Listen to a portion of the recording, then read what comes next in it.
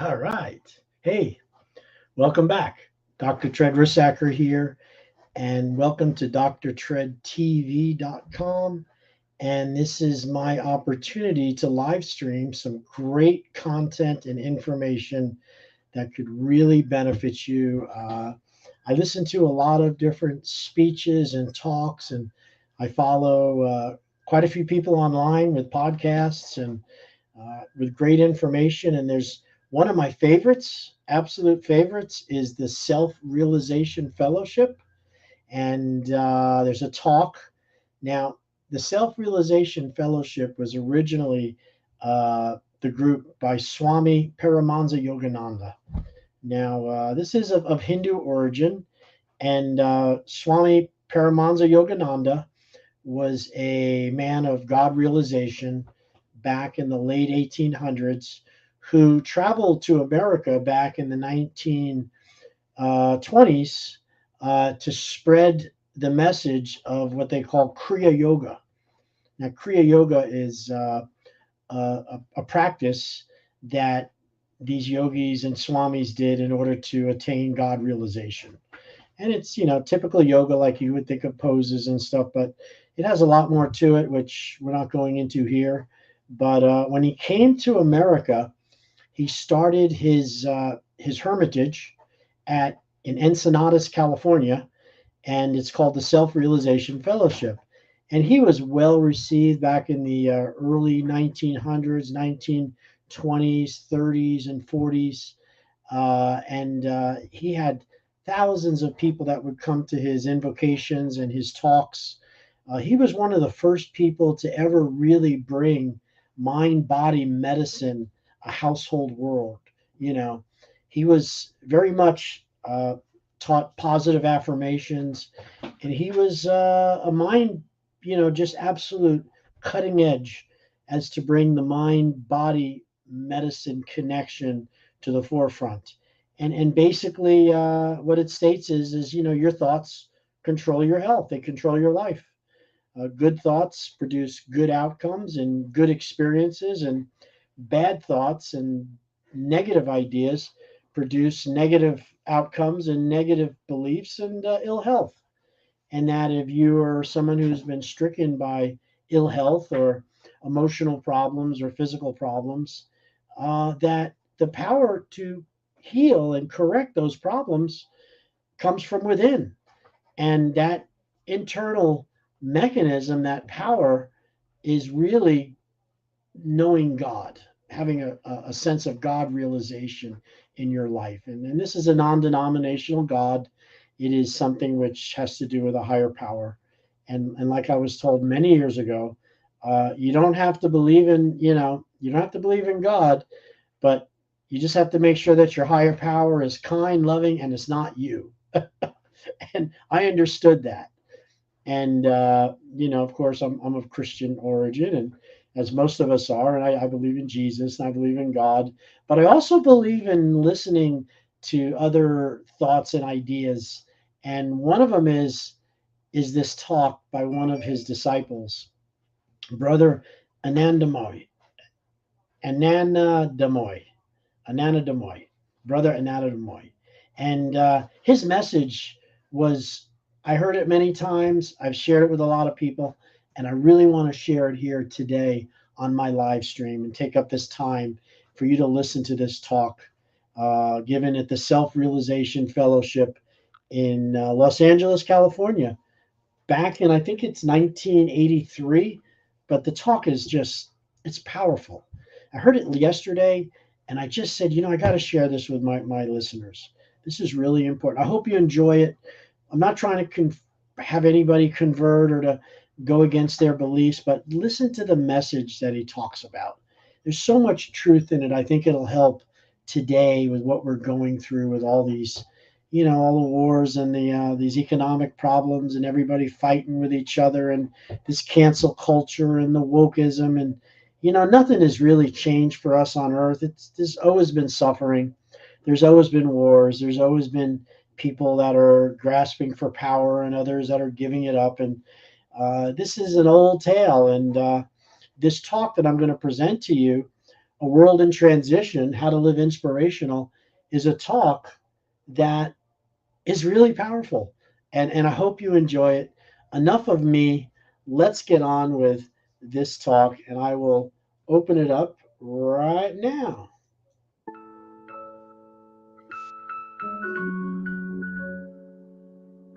I'm going to zoom out of here. Oop.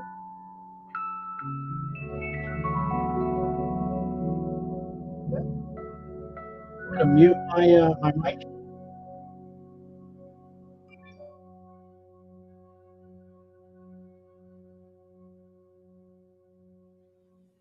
It's hard to believe, isn't it, when we are looking at the world today, with all the problems, all the confusion, that it is a higher age. But we really have left behind the darkest period of Kali Yuga, and we are relatively quite far in a Dwapara Yuga, a higher age, in the ascending cycle. The trouble is, most of mankind has not understood what the whole thing is all about. In action, in concept, in attitudes, most people in this world are still very much in a Kali Yuga. It's all geared to, the whole concentration is on outward satisfaction, ego satisfaction, body satisfaction.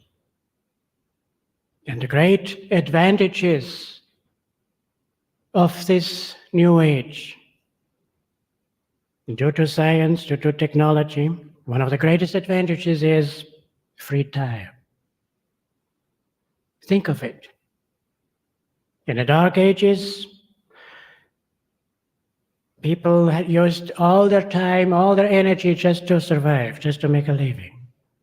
It was just a very, very few of the privileged classes who had time to spend in higher pursuits, philosophy, the arts, religion.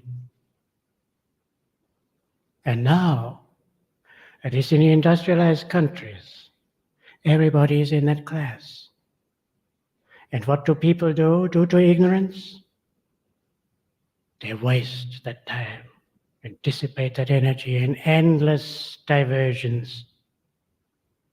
The average American, and that means every man, woman, and child, watches TV 44 hours a week. Can you imagine what we could do? What they could do? We are doing it, huh? We are doing it. But what they could do with that time, it's incredible. And so unfortunately, mankind has turned away from God and God's laws and goes outward. And that is why we have this tremendous mess in the world. Now, we are thinking it would be wonderful if there were peace and normal times. In a way, it is an advantage because it brings it home to us that more clearly that this world is not our home. That true security lies not in this outer world, and that we are seeking God. And then we have to consider just peaceful times. That is not enough. There were times when there was no thought of world war, when there was no problem with unemployment, when there were no problems with ecology. And during such a time, a great man said, "The mass of men lead lives of quiet desperation." Quiet desperation. Why? Because there was a hunger still, there was a yearning still for something. Something essential was missing. And what was it? It was God. And so now we have to understand, in spite of wherever the cycle is, wherever age the world is in. Each one has its own individual cycle. Because in the darkest periods, in the worst condition, there were men and women, perhaps not many, but there were some, who attained divine realization. And so regardless of what the world is going through, do not pay too much attention to that, but concentrate on the essentials. Because if we want to find God, we have to direct our energy in a constructive way. Psychologists say that man is a goal-searching creature, and if he doesn't have a goal, he disintegrates. And I think many people in this world are doing just that. They don't have a definite goal, and so their energy are not properly directed.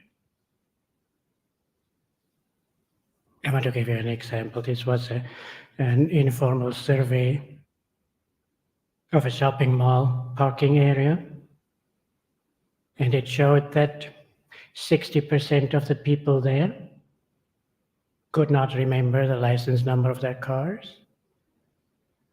30% could not remember where they had parked their car. And 25% didn't know why they were there.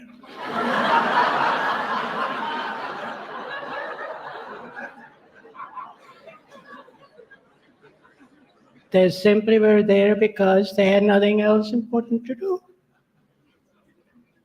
Now, can you imagine if people are so confused, so having no direction in their lives, that it takes so long to get out of this Maya? Most people in the world do not even know what the purpose of life is. And Master said, you came, this is for all of us, you came on earth to accomplish a divine mission. Now, many people write to us and say, well, I feel I have a great mission to fulfill. But Master was not talking about an outer mission. He was talking about the inner mission, namely to be united with God. And then he said, realize how tremendously important that is. And he said, do not allow the narrow ego to obstruct your attainment of an infinite goal.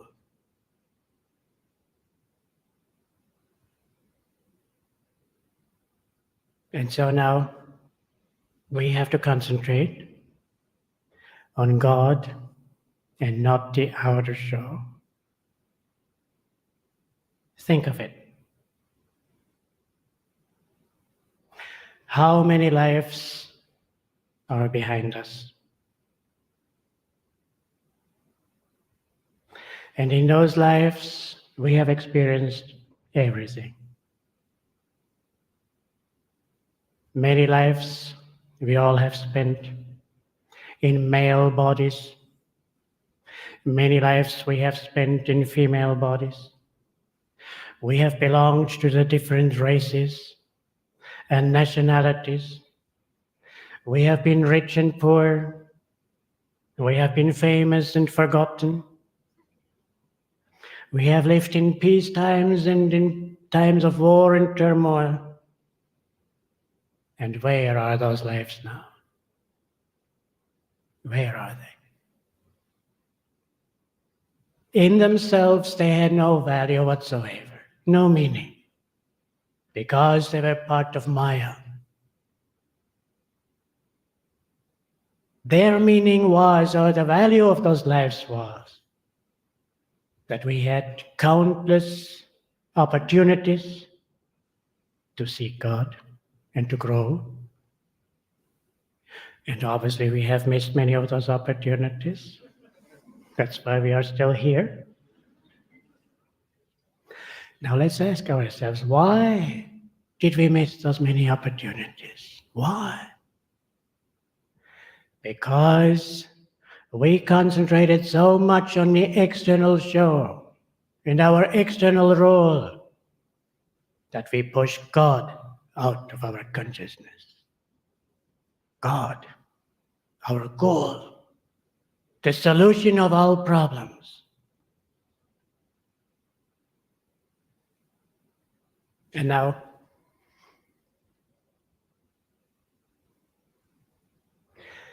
living in this time, naturally thoughts come like, what is the future going to be?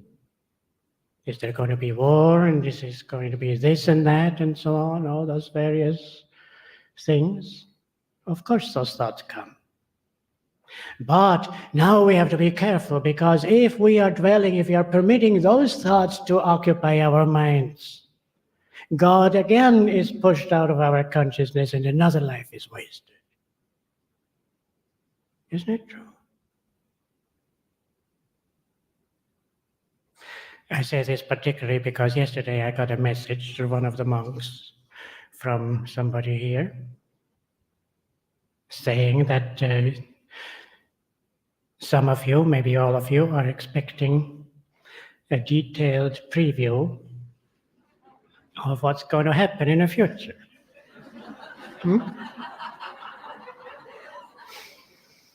Now,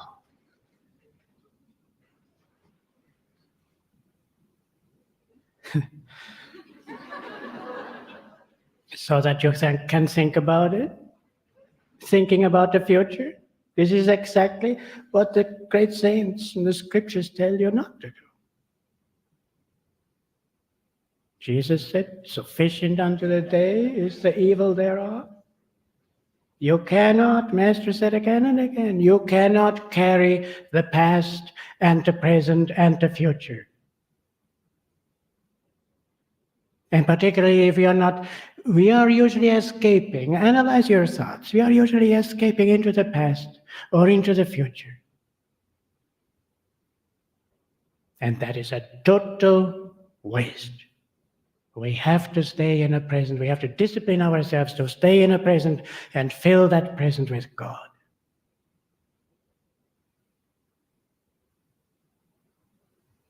So instead of, I'm not a fortune teller, and instead I have a nice quotation by a master.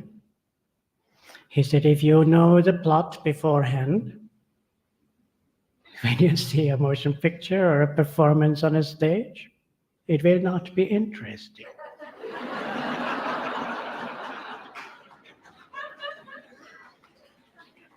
And so he continued, he said, it is good that you don't understand the movie drama God is playing in your life. You wouldn't be entertained if you knew what was going to happen before it took place. Rather, pray always to God in this way. Father, teach me to act out my role in this drama of life. Whether I am weak or strong, sick or well, high or low, rich or poor, with an immortal attitude. That I may at the end know the moral of it all. I think it was in a previous convocation when I said, write on a piece of paper, I am an immortal, and paste it on the mirror of your bathroom. So that you see it every morning and every time and in the evening, and you carry that thought through the day. I am an immortal. And you're just playing a role in this quick drama, but I am not that. I am an immortal. I am the soul. Did you take that off? The mirror? Put it on again. And those of you who are new now, have never heard me say that, put it on. It's a great help. So, Master said, life is very tricky. Don't trust it, for it is not what it seems to be, and full of disappointments. And he said, perfection was not meant to be found here. Meaning perfection in a sense of ultimate fulfillment. I am not giving you a false picture of life. This is not the kingdom of God. This is not our home. We don't belong here. This is only school. Why he put us here, I do not know. I wish he hadn't done it.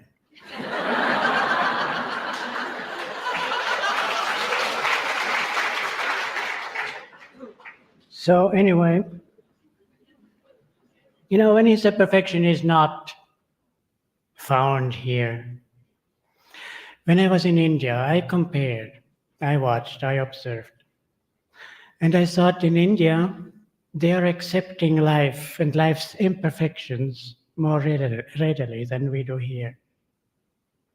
We don't like to see imperfections. When there's imperfection of the face, the body, and so on, we try to carefully hide it and correct it, and I mean, it's all right to use a little makeup if it's not overdone. In fact, that was the time before our nuns were wearing the sari as a monastic garb. And one time when Master went to Encinitas and a group of the nuns were greeting him, there was an elderly nun among them who wore a awfully drab-looking dress. And the expression on her face was equally drab. And Master, one look at her, he said, "Go put some lipstick on. You look like a vegetarian."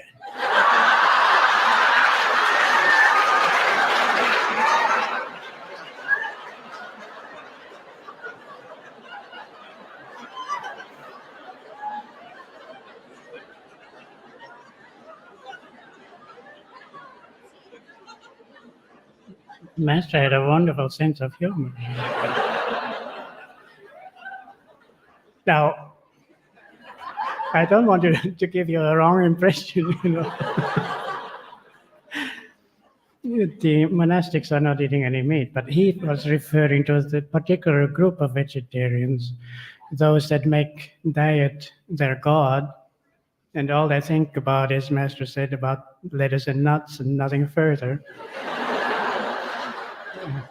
And usually they are the most sickly-looking people you can find.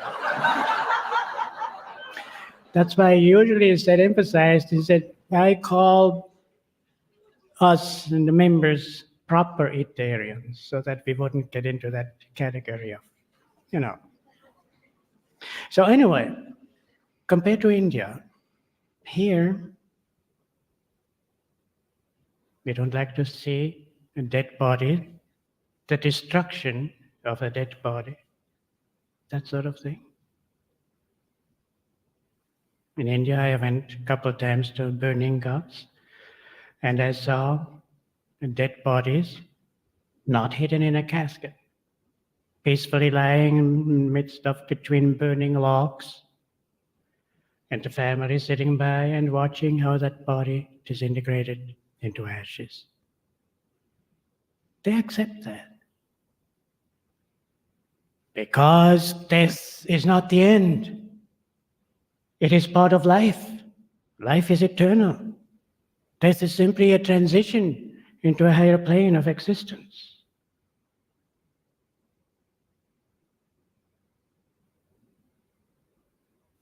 Now, I'm going to read to you a passage from the Man's Eternal Quest. It's a very strong words, but it's truth in a nutshell. And if you like, you can write it down. It is on page 454. And I say this particularly because when devotees have come for personal interviews to see me, in about 80%, I give them this passage to read. These are very strong words. There is nothing to live for except God. All else will go. Pray only for that which is abiding. Don't yearn for human love. It will vanish. Behind human love is the spiritual love of God. Seek that. Don't pray for home or for money or for love or for friendship. Don't pray for anything in this world. Enjoy only what the Lord gives to you. All else leads to delusion. Man has come on earth solely to learn to know God. He is here for no other reason. Think of it. Man has come on earth solely to learn to know God. He is here for no other reason. To all those who seek and love him, he tells of that great life where there is no pain, no old age, no war, no death. Only eternal assurance that will never grow stale, a happiness always new. Now, isn't that exactly what we are all seeking? A state of consciousness where there is no pain, no old age, no war, no death, and eternal happiness. Isn't that it? Now, when Master is talking here, these strong words, he doesn't talk against friendship, marriage. He doesn't talk even against trying to make a success in life outwardly. What does he mean? What is this whole thing all about? It is simply, in one word, discrimination, or using a stronger word, renunciation. And I do not mean renunciation in an external sense, becoming a monk or a nun. It's far deeper than that. Because this goes for everyone, monastic or householder. It means once and for all to renounce the thought that anything, any condition in this world can give us lasting fulfillment. That's what it means. And now, it's more complicated than that. Master said when God made this creation, he really put his mind to it. Made it very complicated. With all this emphasis on detachment. Guruji said, the other extreme is just as bad. As soon as these people become interested in spiritual matters, they lose interest in everything else. And that is the wrong attitude. It is one reason, he said, that India lost her freedom. She misused the doctrine of non-attachment. And now he gives the key. Have the utmost interest in doing everything for God. Meaning no more for ego satisfaction or for seeking fulfillment in the external things and external pursuits. Have the utmost interest in doing everything for God. Doing things for God is a very personal experience, so satisfying. Hard, isn't it? On the one hand, we should not be indifferent. On the other hand, we should not be attached, going the middle road. But gradually, we catch on. Gradually, we learn. And then we see that the whole thing is not a dark battle. Not at all, because when we look at the saints, we see they are the most happy of people. Why? Because they were centered in God and still were playing the outer role with great enthusiasm. That is the key. And the saints did not have easy lives. Some of them went through horrible experiences, horrible conditions. I'm thinking, for instance, about the little flower, Saint Therese of Lisieux, who died when she was about, I think, 25 of tuberculosis. Her lungs eaten up by tuberculosis, piece by piece, she was coughing the lungs out, gradually suffocating. Her whole digestive organs disintegrating with TB. meaning she couldn't assimilate food anymore. At the same time, she was starving to death. And one time when her older sister was in her room crying, she asked, "Why are you crying?" And her sister said, "Because you are suffering so much." And little Therese said, "Yes, but peace too, peace." Even then, she was centered in God. This is what we have to learn. However, and now here comes the big thing. We have to go to the causes, and there we have to work. There we have changes to make. And this is unfortunately what people in this world do not understand. Because maybe too subtle, and yet it is obvious in the scriptures.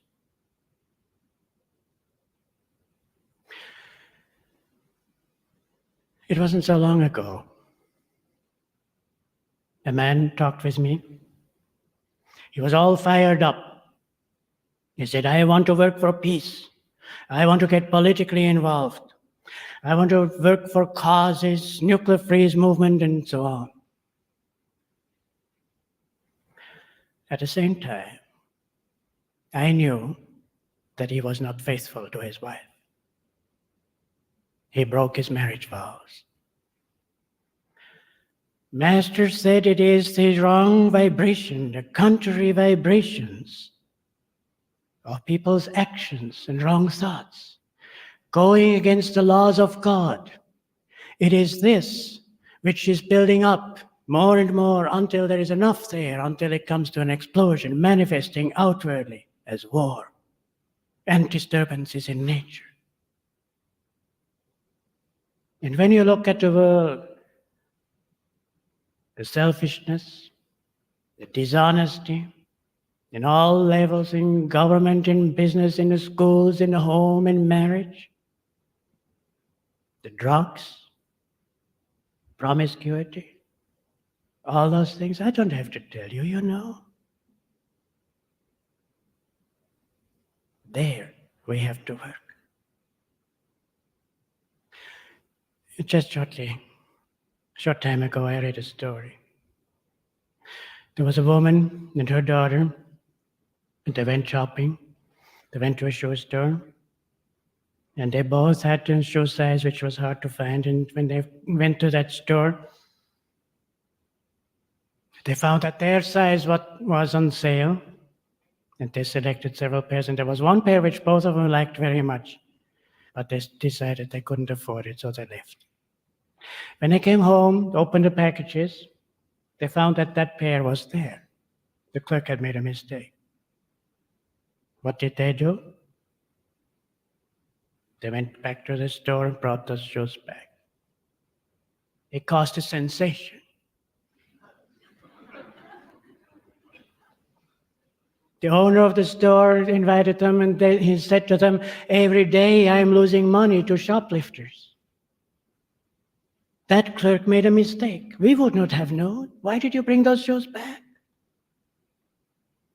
And they said, "We would have known." Now, don't you think it is remarkable?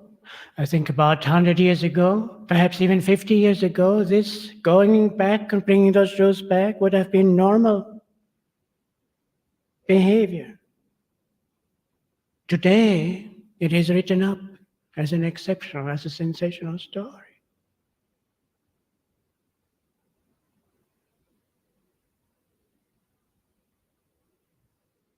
The ethical, moral, spiritual laws are disintegrating.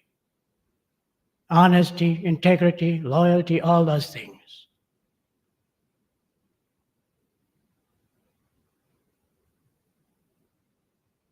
So, as Dayama often says, and Master often said, we have to start. We have to live according to law. I remember many years ago, when there was war and destruction and famines and all those things, the Master said, look at the pounding people are getting. And why? It is because they have forgotten God.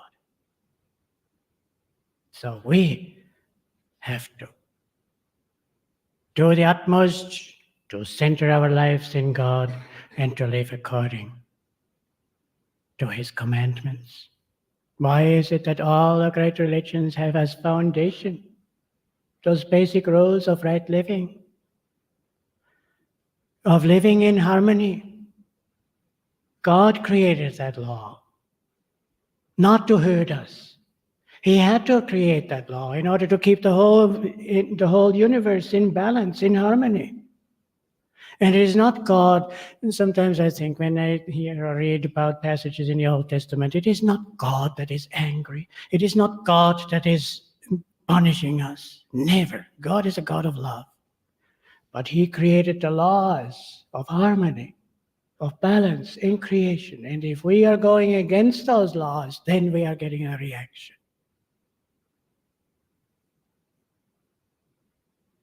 Then there's another question. Many people are asking that. Should we move out to the country to be safe if anything should happen?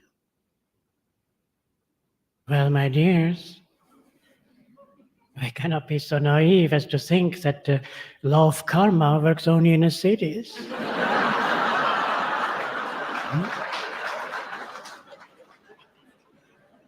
Out in a country, a person can have a crippling or a deadly accident, or cancer or something else, isn't it?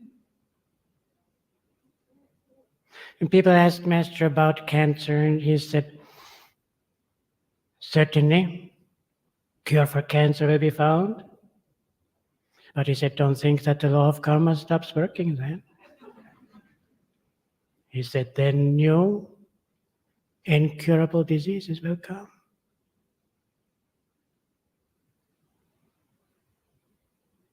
So, we have to understand, not thinking in terms of external so much, but there is no security anywhere, in anything, except in righteous living, in prayer and meditation.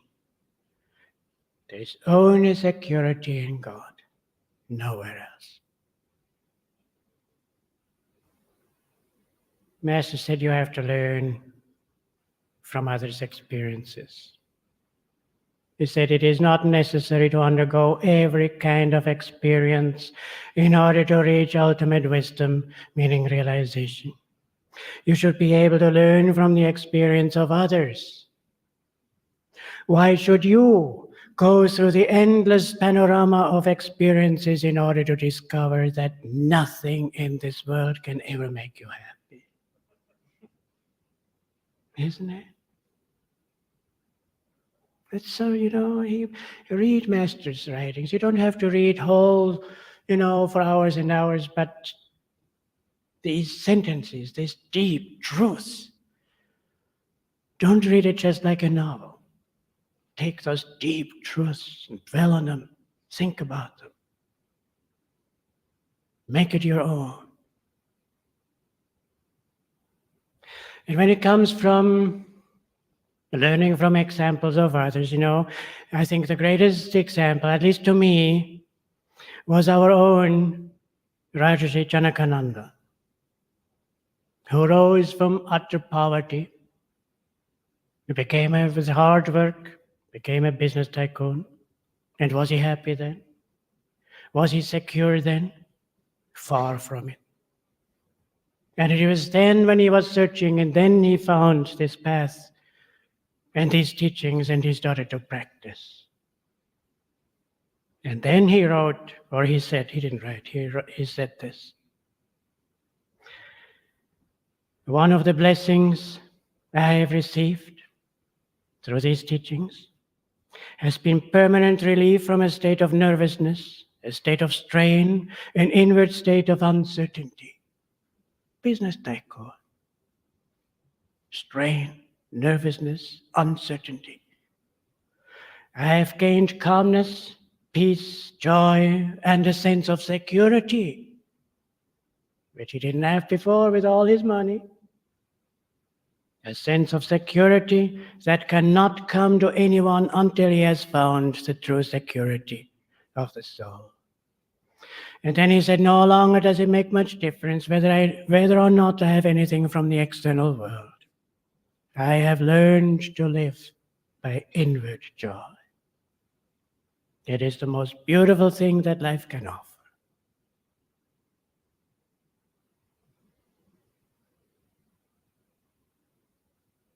That leads to another point.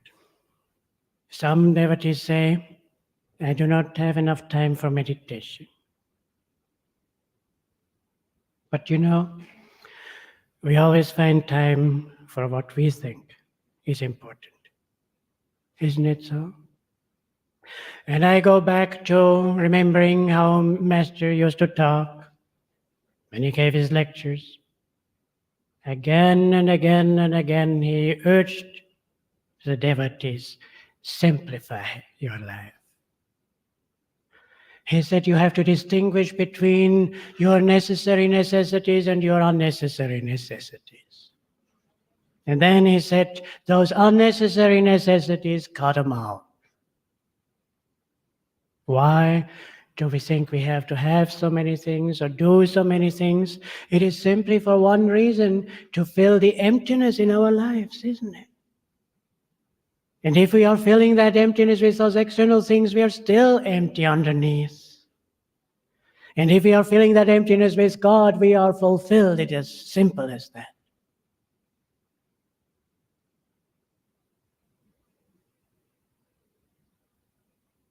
There's another point. The home used to be like a fortress. And the individual members of the family went out into the battle to work, go to school, and come back into the fortress and heal their wounds and recharge in the peace of the fortress. To a great extent today, that fortress has been destroyed through TV, isn't it? How can we possibly have peace in a home if we are bringing the world into the home? It was bad enough with radio, but it was not as bad as TV, where you see it visually.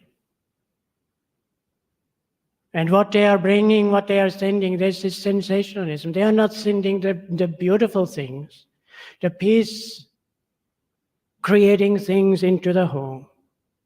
It's not exciting enough.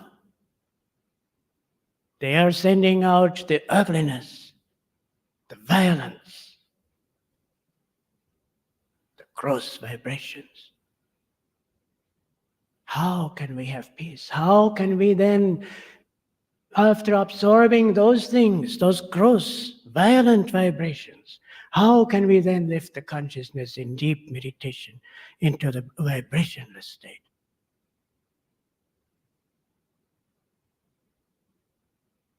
I know you're not watching much. I trust.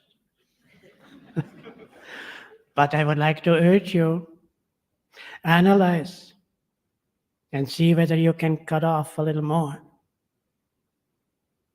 I know families who have completely gotten rid of their TV set.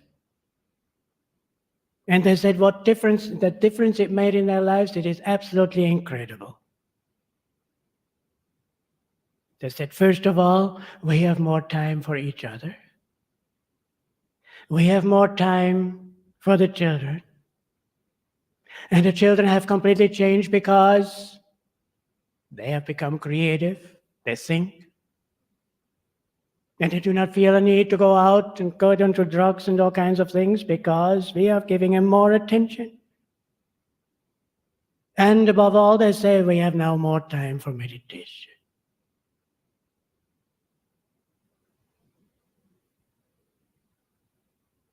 Now, thing is, let's face it, we all have made mistakes, right? If there is anybody here who hasn't made any mistakes, see me afterwards. And there's no point in looking back and thinking, oh my God, I haven't lived the way I should have. But Sri Yukteswarji's immortal words, forget the past. The past of all men is dark with many shames. Everything in future will improve if you're making a spiritual effort now. That's the truth. And when you look at the saints, some of them have made such terrible mistakes you just wouldn't believe it. Really. It was not so long ago. Somebody gave me a book on Lord Chaitanya, who was a great saint. He was an incarnation in the 16th century or something like that in India. And he had a couple disciples. They were in leading position in society, and they were, you wouldn't believe the lives they lived. Nothing but murder and drunkenness and rape. You just wouldn't believe it. There is nobody here who has such a record. Nobody. And they became saints. So, concentrate on God. And remember the past karma, the past bad karma, can be erased. How? Guruji says if you practice Kriya Yoga, you'll burn up your past bad karma and reach the home of the Father forever and forever. And something else. He said, if you love God with all your heart, He will wipe out your karma.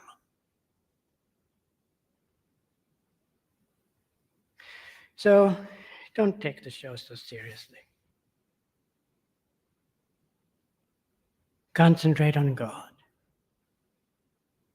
I want to practice the techniques. Practice the techniques. I want to give you a quotation in the Gita. Krishna says, without yoga, O Arjuna, renunciation is hard to attain. The yoga harmonized moon swiftly goes to the eternal. Why? Because if we are not practicing, we are in outer consciousness. We are body identified. We are totally identified with our external experiences and the big drama outside. And through yoga, we are interiorizing and we are gradually more and more experiencing the reality behind this passing show. And when Krishna says, without yoga, renunciation is hard to attain, mind you, obviously, again, he did not talk about external renunciation. It's inner renunciation because Lord Krishna was a householder. And he taught the Gita to Arjuna, who was a householder. It is the inner which counts. And then the more you bring God into your life, the more you can say, I'm giving a quote by Brother Lawrence's beautiful, humble, devotional saint of the 17th century. I do not know what God has in store for me. I am in such tranquility that I fear nothing. What could I fear when I am with Him? I stay there as much as I can. May He be blessed for everything. Isn't it wonderful? This is the truth. There is the security. This is what we have to concentrate on. And then comes another point. You know, people are so concentrated on this mortal plane and this mortal body, as if there were nothing else beyond that. One time, a man asked Master, is there really such a thing as hell? And Master's eyes were dancing with laughter when he said, well, where do you think you are now? We are here in that plane. Who wants to stay here? You know? St. Augustine said the soul on earth is set in a foreign country and in a prison, shut in a torture chamber. One of the monks, when I gave him that note, that quotation, he laughed and he said, maximum security prison, isn't it?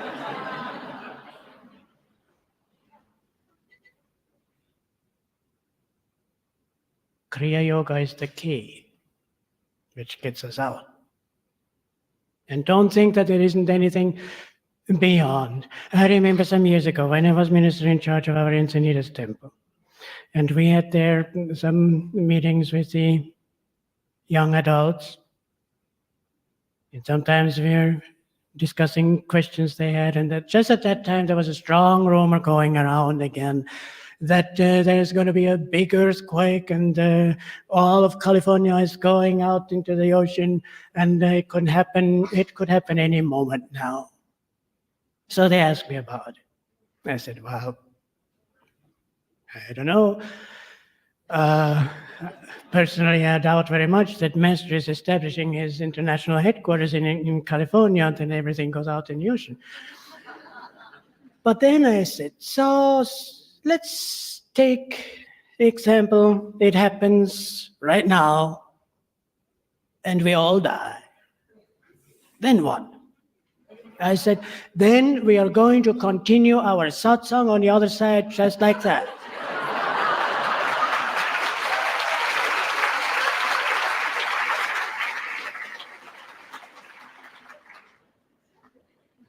Do you think for one moment that we are here now in this wonderful fellowship, divine friendship, united in a teaching of Master, united in Master's love, and you think beyond that there is nothing? Ridiculous. Absolutely ridiculous. I remember one time, one of the older disciples told us, there were several ones of the senior disciples were together with Master. And one of them said, oh, it is so wonderful now when we are all together. And time passes so quickly, pretty soon life is over and then all is finished. And Master said, what do you mean? On the other side, we know each other much better. Don't think this is it or this is the only place. There are higher realms. It's even better than Encinitas.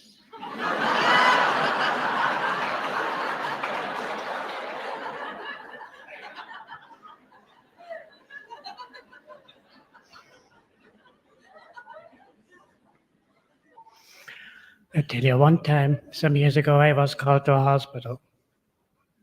There was a man, I had known him for quite a few years. He was dying. He had for years, he had some bad habits, and he was a good man, but he had those habits. And no matter how much he tried, he couldn't get over them. And finally, his health broke down completely. So I went to see him. I said, now forget it. Forget the past. Don't dwell on it. Fill your consciousness with the thought of God. God is compassionate.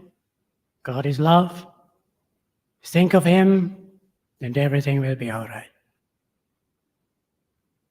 He said, no, I want you people to pray. I want to live. I said, life is eternal. It doesn't depend on the body. He said, no, I want to live. And I tried, and I couldn't get through. It broke my heart. And as I left the room, went to the door, once more he cried, remember, I want to live. A week later, he was gone. And that very same week, I was called to another hospital. And there was a woman whom I had known before also. Terminal cancer. She called and she said, you know, I am far enough in the lessons and far enough in my practice. I'm ready for Kriya initiation. Could you come and please give it to me? And for a moment I hesitated because I thought if she is that far gone, she won't be able to practice Kriya. And I don't know whether she caught my thought or whether it was too obvious. She said, I know I'm too far gone. It isn't that. But I want to be sure that I am Master's disciple. I want to be his. And I said, if you feel that way, you do not need a formal ceremony. You are Master's disciple. He has accepted you. But I went anyway. I gave a very simple ceremony. I did tell her about the technique of Kriya Yoga, but mostly I talked about Guru-disciple relationship, that eternal bond, unconditional, between Guru and disciple. And then when she repeated the Kriya pledge, promising unconditional love, unconditional loyalty to Guru, this path, tears were streaming from her eyes. Then she smiled and she said, I want you to know, these are tears of joy. I cannot tell you what this means to me. And then her smile broadened and she said, I can hardly wait to get out of here and to be with my master in a more tangible way on the other side. So when I left, I talked with one of the nurses and I said, does she really have terminal cancer? She is so alert and she seems so strong. They said, oh yes. I asked, how long will she live? What do you think? And she said, it's hard to say. A few more weeks. 4 days later, she was gone. Because she could hardly wait to be with her master in a more tangible way on the other side.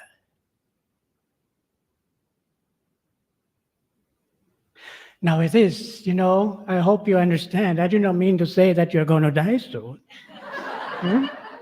I just mean to say that there is a reality which is immortal, which is not touched by anything that this world is going through. Don't concentrate on the external show. Concentrate to the best you can and concentrate on God and Guru. And I close with these words by Master. Live today well, and the next step will take care of itself. Events proceed according to a beautiful plan. And what is that plan? That we are going home, to our immortal home of bliss. And then he said, trust fully in God. He never fails you. Ever cling to him, for behind the shadows you are in his immortal arms.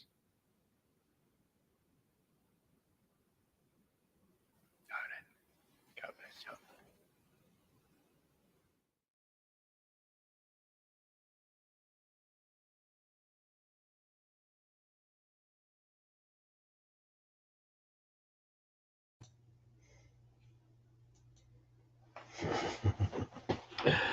All right. I hope you enjoyed that talk by Brother Anandamoy, A World in Transition from the Self-Realization Fellowship. I listen to this quite often. I heard it yesterday, and I just enjoyed the whole thing with you here today too. And I hope that raises your energy and raises your hopes that things are going to turn out okay. Trust in God, trust in yourself, and in the perfection, and don't get lost in the show, the drama that's taking place all around us. It's simply a show. and it really means very little to the overall happiness. I mean, and I think he made that pretty obvious. So enjoy, and thank you so much.